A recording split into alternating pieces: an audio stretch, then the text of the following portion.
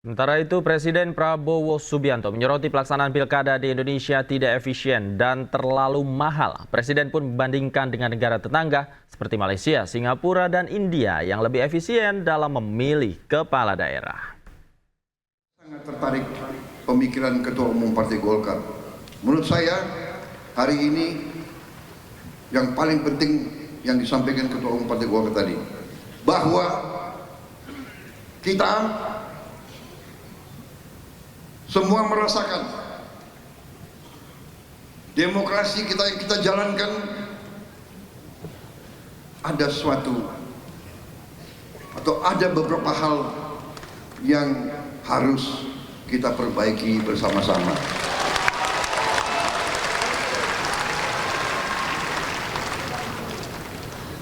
Menurut saya, kita harus perbaiki sistem kita. Dan kita tidak boleh malu untuk mengakui bahwa kemungkinan sistem ini terlalu mahal. Betul. Dari wajah yang menang pun saya lihat lesu juga.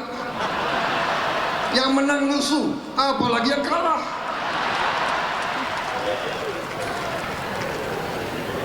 Kita harus berani mengoreksi diri. Karena itu saya hargai bahwa Ketua Umum Saudara itu jeli. Itu saya katakan, beliau ini cerdas. Makanya nanti anak-anak Indonesia harus banyak makan ikan. Kembali ke yang serius ya, ini benar. Ketua Umum Partai Golkar, salah satu partai besar,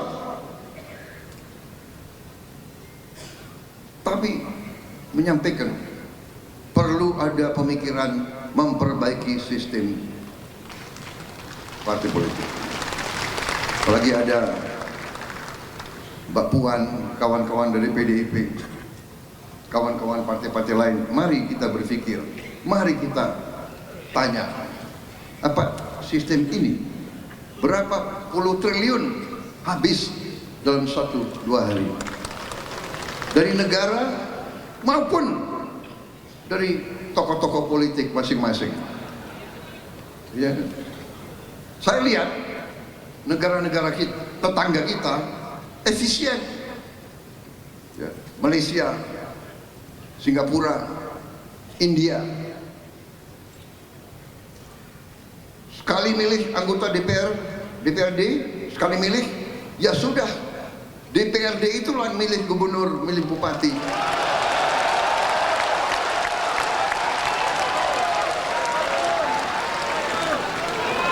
Efisien, nggak keluar duit, kayak kita kaya, benar nggak? Uang yang bisa beri makan anak-anak kita, uang yang bisa perbaiki sekolah, uang yang bisa perbaiki irigasi, uang yang bisa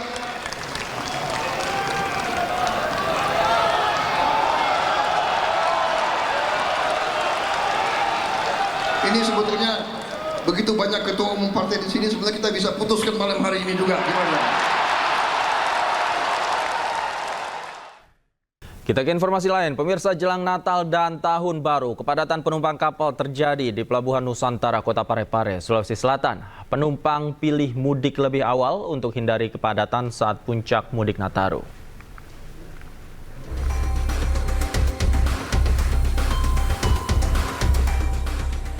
Dua pekan jelang Natal dan Tahun Baru, kepadatan penumpang kapal sudah terjadi di Pelabuhan Nusantara Kota Parepare, Sulawesi Selatan. Sebanyak 1.700 penumpang tiba di pelabuhan Jumat siang tadi. Sebagian dari para penumpang kapal ini adalah para pemudik asal Samarinda, Kalimantan Timur, yang akan kembali ke kampung halaman mereka di Toraja, Sulawesi Selatan untuk merayakan Natal bersama keluarga. Meski Natal masih 2 pekan lagi, para pemudik ini memilih berangkat lebih awal demi menghindari kepadatan penumpang pada puncak mudik Nataru nanti. Sementara itu, untuk mengantisipasi kelonjakan kapal, KSOP Parepare menyediakan 13 armada kapal untuk musim mudik Nataru tahun ini. Ini balik Pulang Natalan sama keluarga. oh, Natalan sama keluarga. Sebelumnya dari mana? Dari Samarinda. Samarinda. Nah, Bu, ini kan ini masih lama Natal. Kenapa pulang lebih awal? Dari banyaknya penumpang. Kami sudah mempersiapkan 13 armada dan insya Allah sudah dilakukan kegiatan ramcek yang dilakukan 1 bulan sebelum kegiatan.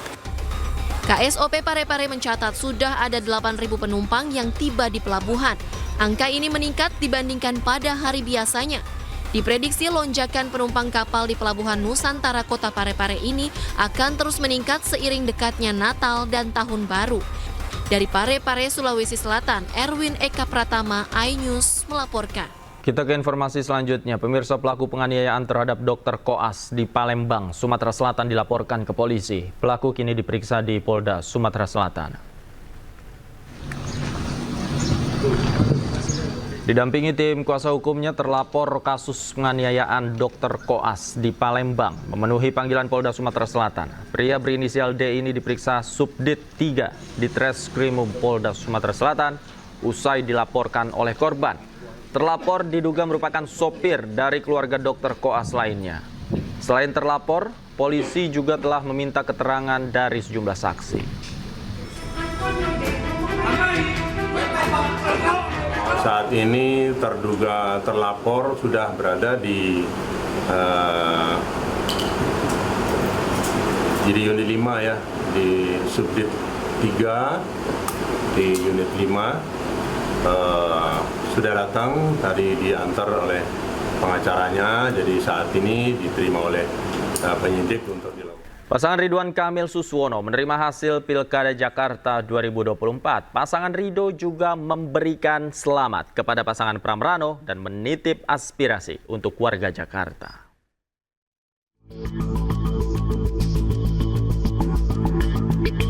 Pasangan Cagup-Cawagup nomor urut 1 Jakarta, Ridwan Kamil Suswono, memberikan selamat kepada pasangan Cagup-Cawagup Jakarta terpilih Pramono Rano.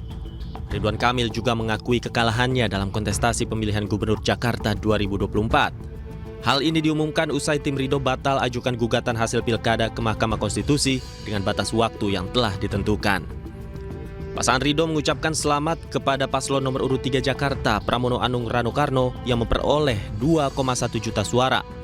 Ridho lantas menitipkan aspirasi dari para pendukungnya kepada Pramono Rano usai Ridho hanya memperoleh 1,7 juta suara di Jakarta. Akhirnya pasangan Ridho memutuskan untuk menerima hasil Pilkada Jakarta yang telah ditetapkan oleh KPUD. Dengan begitu kami mengucapkan selamat kepada Mas Pramono Anung dan Bang Rano Karno yang akan memimpin Jakarta di 5 tahun ke depan. Terima kasih untuk kompetisinya yang menjadi pembelajaran. Sementara di akun Instagram Rano Karno, ia mengunggah foto bersama Ridwan Kamil dengan tulisan "Politik sekedarnya, persahabatan selamanya".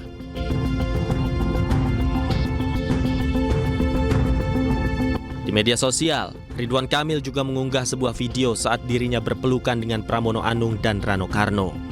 Dalam akun Instagramnya, Ridwan Kamil menuliskan ucapan selamat dan menganggap kemenangan Pramrano adalah takdir untuk semua pihak.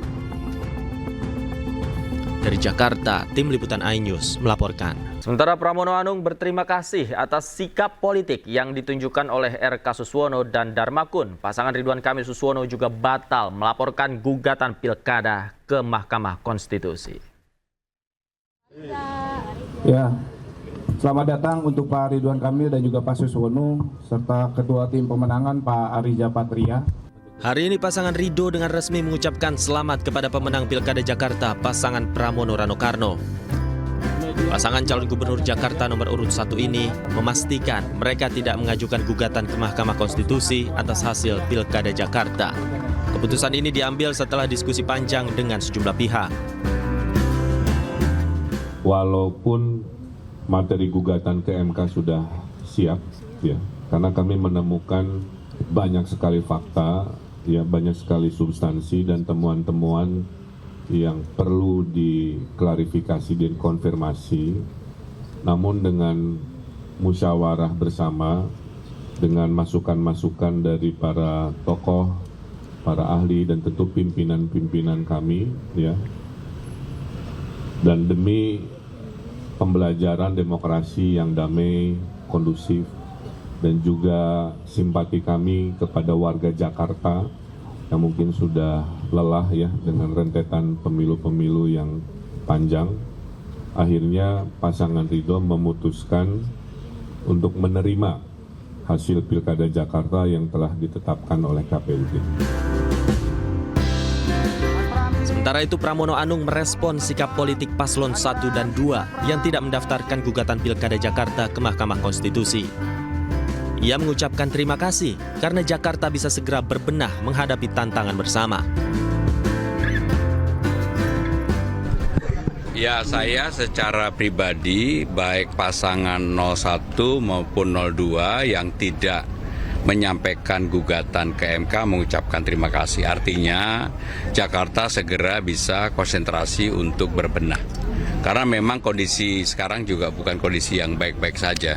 Karena kalau lihat peristiwa dunia, ekonomi dunia, tekanan dunia sekarang ini pasti cepat atau lambat juga akan dirasakan oleh masyarakat yang ada di Jakarta. Pramono juga mengapresiasi sikap politik pasangan RK Suswono dan Darmakun. Ia juga menilai Pilkada Jakarta tahun 2024 memiliki tensi politik yang paling rendah jika dibandingkan dengan Pilkada Jakarta sebelumnya. Dari Jakarta, Tim Liputan iNews melaporkan. Sementara itu, Presiden Prabowo Subianto menyoroti pelaksanaan pilkada di Indonesia tidak efisien dan terlalu mahal. Presiden pun membandingkan dengan negara tetangga seperti Malaysia, Singapura, dan India yang lebih efisien dalam memilih kepala daerah. Sangat tertarik pemikiran Ketua Umum Partai Golkar. Menurut saya, hari ini yang paling penting yang disampaikan Ketua Umum Partai Golkar tadi, bahwa kita semua merasakan demokrasi kita yang kita jalankan ada sesuatu atau ada beberapa hal yang harus kita perbaiki bersama-sama.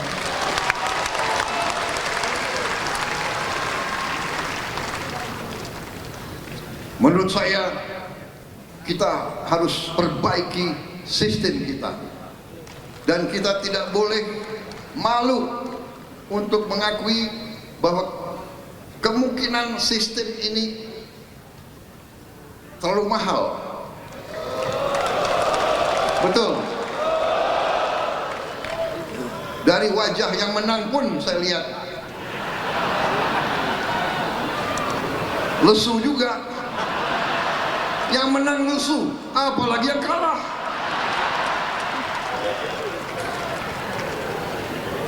Kita harus berani mengoreksi diri. Karena itu saya hargai bahwa Ketua Umum Saudara itu jeli. Itu saya katakan, beliau ini cerdas. Makanya nanti anak-anak Indonesia harus banyak makan ikan. Kembali ke yang serius ya, ini benar. Ketua Umum Partai Golkar, salah satu partai besar, tapi menyampaikan perlu ada pemikiran memperbaiki sistem partai politik. Apalagi ada Mbak Puan, kawan-kawan dari PDIP, kawan-kawan partai-partai lain, mari kita berpikir, mari kita tanya, apa sistem ini berapa puluh triliun habis dalam 1-2 hari dari negara maupun dari tokoh-tokoh politik masing-masing. Ya, saya lihat negara-negara kita, tetangga kita efisien. Ya, Malaysia, Singapura, India. Sekali milih anggota DPRD, sekali milih, ya sudah. DPRD itulah milih gubernur, milih bupati.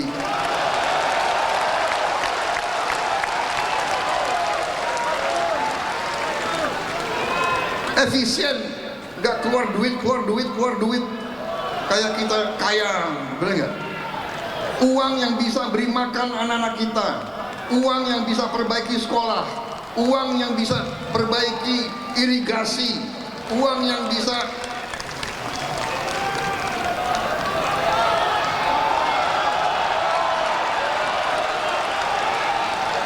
ini sebetulnya begitu banyak ketua umum partai di sini, sebetulnya kita bisa putuskan malam hari ini juga. Gimana?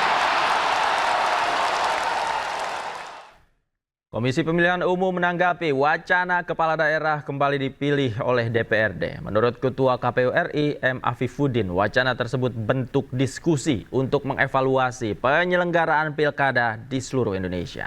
Data daerah dan TPS yang melaksanakan. Menurut Ketua KPU RI Afifuddin, munculnya wacana tersebut lumrah dan menjadi bahan diskursus setelah penyelenggaraan pilkada. Afif menjelaskan apapun langkah yang akan diambil pemerintah dan DPR harus ditindaklanjuti dengan perubahan undang-undang. Namun menurut Afif, setiap perubahan aturan akan menemui tantangan dan rintangan tertentu.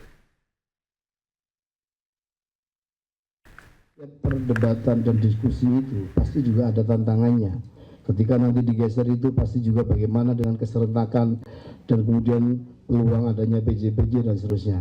Nah, kami sebagai penyelenggara ini dalam konteks ini ya akan menjalankan sebagaimana aturan saja.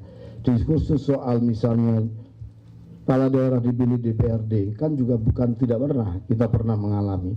Sama seperti kita menjelang 2024, kita berdiskusi seputar apakah kita kembali menganut sistem proporsional dengan daftar nama terbuka tertutup itu kan sempat. Pemirsa, Wakil Presiden Gibran Rakabuming Raka menghadiri acara konferensi besar Fatayat Nahdlatul Ulama yang digelar di kawasan Menteng, Jakarta. Pada kesempatan itu Gibran mengungkapkan bahwa wanita merupakan tiang negara dan menyinggung bahwa Kabinet Merah Putih banyak diisi oleh kaum perempuan.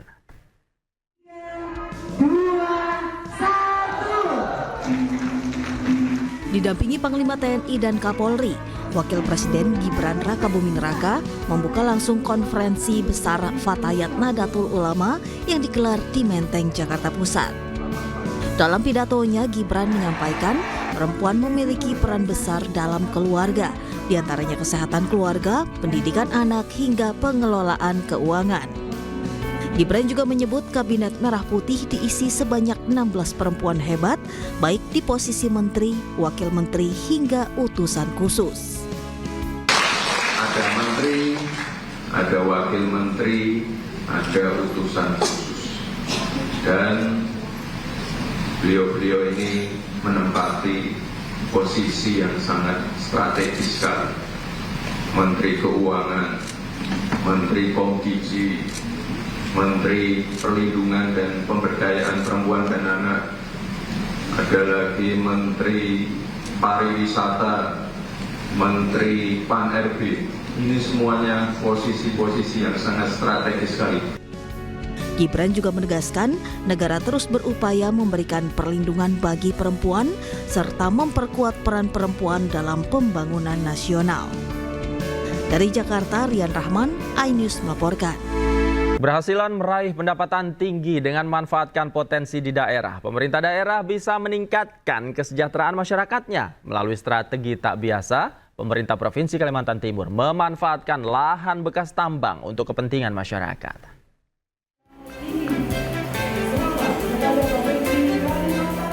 Provinsi Kalimantan Timur meraih penghargaan kesejahteraan masyarakat kategori fiskal tinggi dalam acara apresiasi kinerja pemerintah daerah 2024 yang digelar Kementerian Dalam Negeri bersama Tempo Media Group. PJ Gubernur Kalimantan Timur Akmal Malik menyebut pemerintah Provinsi Kalimantan Timur menggunakan strategi yang tidak biasa dalam mengelola pemerintahan sehingga bisa mendapatkan penghargaan ini. Akmal Malik menambahkan Kalimantan Timur memiliki potensi pemanfaatan lahan pasca tambang yang besar yang bisa digunakan untuk kesejahteraan masyarakat. Terima kasih atas rewardnya ini. Tentunya ini akan memompa semangat teman-teman di pemerintahan daerah untuk terus berkinerja lebih baik lagi ke depan. Kita mencoba melakukan hal-hal yang tidak biasa. Ya, Kaltim itu memiliki potensi pertambangan mining yang besar sekali. Tetapi lahan pasca tambangnya itu selama ini relatif tidak dioptimalkan. Itu kenapa kita mencoba berkolaborasi dengan banyak pihak agar hampir 200.000 hektar lahan eks tambang Kalimantan Timur bisa digunakan untuk mendorong produktivitas. Tidak hanya di sektor pertanian, perkebunan, tetapi juga sektor jasa dan hilirisasi. Nah, inilah yang kita harapkan nanti ke depan bisa men-trigger kesejahteraan masa ke depan. Kami mencoba melakukan hal yang tidak biasa. Ya, ketika kita punya potensi tambang, kita tidak berhenti di pertambang saja, tetapi lahan eks tambang pun kita optimalkan untuk kesejahteraan masyarakat. Selanjutnya, jajaran Pemprov Kaltim pun berharap kepemimpinan baru pasca Pilkada bisa melanjutkan hal-hal baik dan dapat lebih mensejahterakan masyarakat. Dari Jakarta, Hamzah Hasibuan, Muhammad Firmansyah, iNews melaporkan. Pemirsa, PT Bank Syariah Indonesia Tbk kembali mengadakan program Talenta Wirausaha BSI atau TWB 2024 saat melakukan kick-off di gedung Smesco Gatot Subroto, Jakarta Selatan. Agenda ini guna mendorong sektor UMKM melalui pengembangan para wirausaha muda dari seluruh Indonesia dengan target 8,5 ribu pengusaha muda mengikuti program tersebut. Syariah Indonesia Tbk meluncurkan program Talenta Wirausaha BSI atau TWB 2024 saat melakukan kick-off di Gedung Smesco Gatot Subroto, Jakarta Selatan. Program ini merupakan yang ketiga kalinya sejak dibentuk pada tahun 2022 lalu untuk menjadikan anak-anak Indonesia menjadi pengusaha muda. Direktur Utama PT Bank Syariah Indonesia Tbk, Heri Gunardi, menyebutkan hingga saat ini terdapat 4 UMKM Center yang tersebar di wilayah Indonesia yakni Aceh, Jogja, Makassar, dan Surabaya. Heri juga mengungkapkan pada agenda Talenta Wirausaha tahun ini, pihaknya menargetkan dapat menjaring sebanyak 8.500 talent agar dapat UMKM naik kelas dan negara Indonesia lebih maju. Program Talenta Wirausaha BSI ini memang sudah kita lakukan sejak 3 tahun lalu, ini yang ketiga. Kita ingin makin banyak anak muda Indonesia itu jadi pengusaha, jangan kerja. Dengan pengusaha makin besar rasionya, tentunya akan membawa kemajuan bagi Indonesia. Salah satu ciri negara maju itu adalah kalau rasio wirausahanya itu lebih di atas 4%. Kita masih di bawah 4%. Saya hari ini melihat BSI itu positioningnya di mana. Ternyata diambil semua. Dan saya berterima kasih, Pak. Bagaimanapun BSI dengan dukungan Kementerian BUMN itu sangat membantu apa yang kami sebut menaik kelaskan UMKM sekaligus membantu ekspor UMKM. Tinggal para pengusaha UMKM. Saya yakin dengan struktural masyarakat Indonesia, mana pembiayaan syariah itu adalah pembiayaan yang utama di beberapa daerah. Nah ini tadi seperti dikatakan bahwa masih ada slot 1.900 triliun pembiayaan ini. Dan saya yakin BSI bisa memainkan perannya untuk bisa mensukseskan ini. Selain itu, melalui program unggulannya tersebut diharapkan dapat berkontribusi peningkatan rasio wirausaha Indonesia dan mendukung agar UMKM domestik naik kelas sehingga pada tahun 2045 diproyeksikan memiliki sekitar 324 juta penduduk dengan bonus demografi. 70% diantaranya kelas menengah dan 65% di usia produktif. Pemirsa, sebanyak 37 WNI yang dievakuasi dari Suriah tiba di tanah air melalui Bandara Soekarno-Hatta, Tangerang, Banten. Mayoritas WNI yang mengikuti evakuasi gelombang pertama tersebut adalah pekerja migran yang bekerja di wilayah konflik dengan status non-prosedural. Dan informasi yang akan hadir ini sekaligus menutup jumpa kita di iNewsroom malam hari ini. Cuplikan tayangan berita iNews dapat Anda saksikan di kanal YouTube @official iNews. Akhir kata, saya Davi Pratama pamit undur diri. Terima kasih. Selamat malam, selamat berakhir pekan, dan sampai jumpa.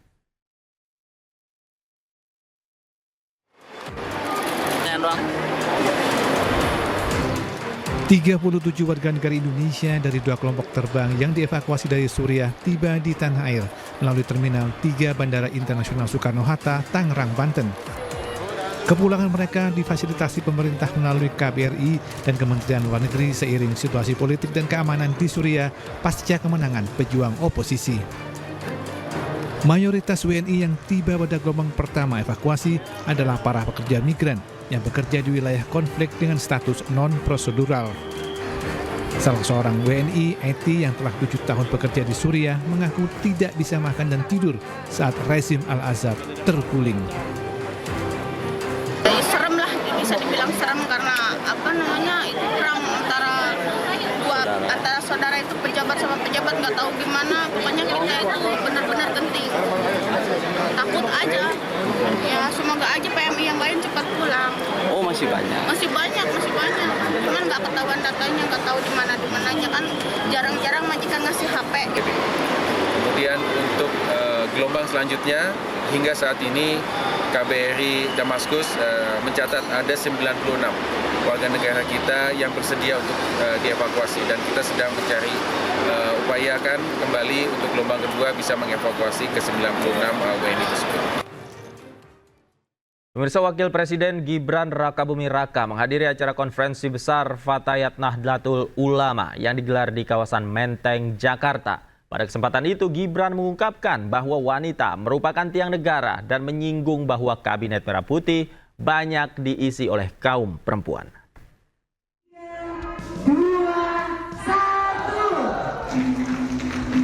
Didampingi Panglima TNI dan Kapolri, Wakil Presiden Gibran Rakabuming Raka membuka langsung konferensi besar Fatayat Nahdlatul Ulama yang digelar di Menteng, Jakarta Pusat. Dalam pidatonya, Gibran menyampaikan perempuan memiliki peran besar dalam keluarga, diantaranya kesehatan keluarga, pendidikan anak, hingga pengelolaan keuangan.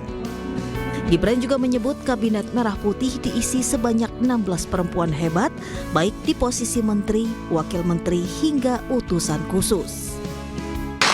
Ada menteri, ada wakil menteri, ada utusan khusus. Dan beliau-beliau ini menempati posisi yang sangat strategis sekali. Menteri Keuangan, Menteri Pemkiji, Menteri Perlindungan dan Pemberdayaan Perempuan dan Anak, ada lagi Menteri Pariwisata, Menteri Pan-RB. Ini semuanya posisi-posisi yang sangat strategis sekali. Gibran juga menegaskan negara terus berupaya memberikan perlindungan bagi perempuan serta memperkuat peran perempuan dalam pembangunan nasional. Dari Jakarta, Rian Rahman, iNews melaporkan.